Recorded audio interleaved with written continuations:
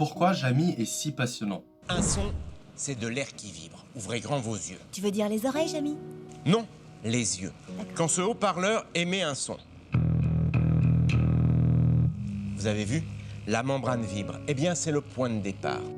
Ce que vous venez de voir, c'est l'une des premières apparitions de Jamy dans l'émission C'est pas sorcier. Mais comment un sujet en apparence complexe est rendu accessible grâce aux explications de Jamy? Dans cette vidéo, je vais vous livrer les secrets qui rendent Jamy captivant. Je vais également vous montrer comment les réutiliser pour mieux apprendre nos cours ou retenir ce qu'on va dire. Et vous allez voir que les procédés qu'il utilise ne sont pas toujours ceux employés par les enseignants. Alors je veux pas te presser, mais il y a un camion qui est en train de te rentrer dedans. Ah bon?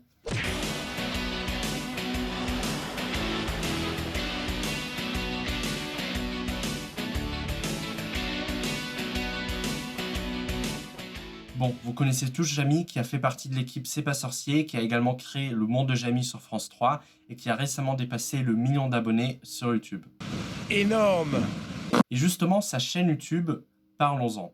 Comment c'est possible qu'une vidéo dont le titre est « Pourquoi l'or typique » dépasse le 1 million de vues? Et plus étonnant encore, quand on regarde la vidéo, on ne semble clairement pas suivre le script habituel d'une vidéo de cette envergure. Ça fait du bien tous ces arbres. On est obligé de sortir la tête haute et de lever les yeux au ciel. Il y a des chênes, des hêtres, des frênes, quelques érables et surtout beaucoup de châtaigniers dans cette forêt. Mais en réalité, cette introduction nous permet de comprendre le premier pilier qui rend Jamy si captivant. Il est passionné, et les gens passionnés sont toujours passionnants. Jamy est en effet passionné à deux niveaux. Premièrement par le sujet qu'il aborde. Rien ne m'intéresse plus que les sujets que je n'ai pas encore traités. Moi, je m'épanouis quand je fais une recherche sur un sujet et que je découvre quelque chose que je ne savais pas. Et là, c'est l'extase parce que j'ai appris un truc et je me dis comment je vais pouvoir le raconter maintenant. Mais il est également passionné par la transmission des connaissances. Adolescent, je rêvais de devenir reporter. En quittant l'école de journalisme, mon truc, c'est la radio et la presse écrite. J'aime ces médias parce que j'aime raconter. J'aime les mots. J'aime la richesse de la langue française, l'étendue de son vocabulaire, les mots qui permettent, quand on aime témoigner, de décrire avec justesse et précision.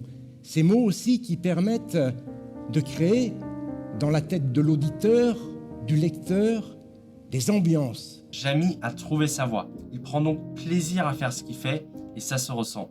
Mais être passionné par ce que l'on fait n'est pas suffisant.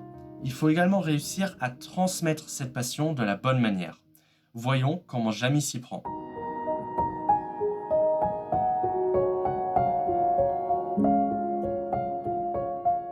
Le storytelling, donc l'art de raconter des histoires, est un outil extrêmement efficace pour faire passer une idée, raconter un événement historique ou alors expliquer la science. Et Jamy utilise souvent le storytelling dans ses vidéos, comme par exemple dans cette vidéo sur le triangle des Bermudes.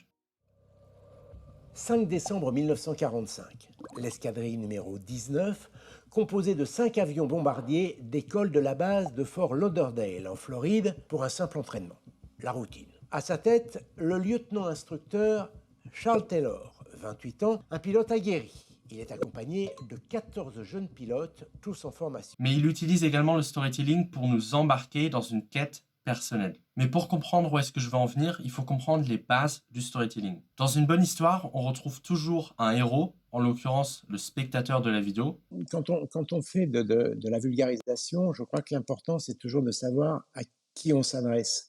Un obstacle qui peut être représenté par une question, comme par exemple « Pourquoi la mer est salée ?» Oh, elle est vraiment salée, hein. Je m'y ferai jamais. Et un guide, qui est bien évidemment représenté par Jamy. Et c'est là que les choses commencent à devenir intéressantes.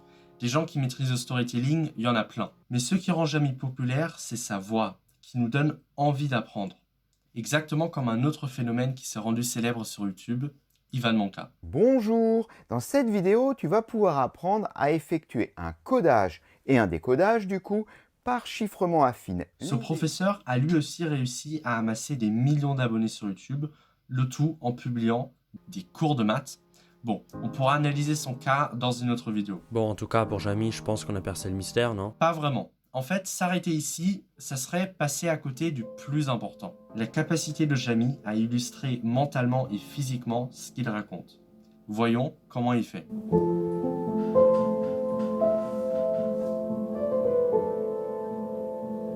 Notre cerveau a du mal à conceptualiser ce qui est abstrait. C'est pour ça qu'il faut toujours rattacher ce que l'on essaye d'apprendre avec quelque chose que l'on connaît déjà. Et ça, Jamy, il l'a très bien compris. Quand les choses sont bien expliquées, on peut se créer des images dans la tête. Et dès l'instant où on peut se créer des images dans la tête, se fabriquer l'histoire, eh bien, on comprend. C'est pour ça qu'il utilise tout le temps des maquettes pour rendre ce qu'il essaye d'enseigner palpable. Vous le savez, quand on vulgarise, on compare souvent les choses, on fait des références, on dit c'est un peu comme ou ça ressemble à. La comparaison avec quelque chose qui nous est familier est au cœur de beaucoup de techniques d'apprentissage. D'ailleurs, si tu veux en connaître une qui s'appelle le palais mental, je t'apprends à la maîtriser en profondeur dans un e-book que tu peux télécharger dans la description. Bref, la comparaison est partout. Et c'est d'ailleurs pour ça que les mathématiques nous paraissent si difficiles à comprendre, parce qu'elle n'est pas rendue concrète par l'éducation nationale. Certains pays y arrivent, mais je vais franchement pas les blâmer, parce que c'est vraiment compliqué. Pas évident, mais Jamy, il y arrive tout le temps. Oui, Jamy y arrive pour une raison très simple. Il ne voit pas de frontières entre les domaines. Il peut donc facilement créer des ponts entre eux pour pouvoir les expliquer plus facilement. Donc vous voyez, tous ces savoirs, finalement, ils sont liés les uns aux autres. Moi, je considère souvent que la culture, c'est pas une accumulation de connaissances. C'est à un moment donné d'être capable de construire des ponts, finalement, entre toutes nos connaissances. C'est grâce à des personnes comme Jamy que l'on réussira à créer un monde au service de l'intelligence. Un monde qui bouge, un monde qui change, un monde qui innove. Et ça commence par toi, tes compétences et ce que tu en fais. Si vous avez aimé cette vidéo, vous connaissez la consigne, vous laissez un pouce bleu et vous vous abonnez si ce n'est pas déjà fait. Si cette vidéo t'a plu, tu peux regarder celle-ci sur le meilleur joueur d'échecs au monde ou alors celle-ci sur Marie Curie.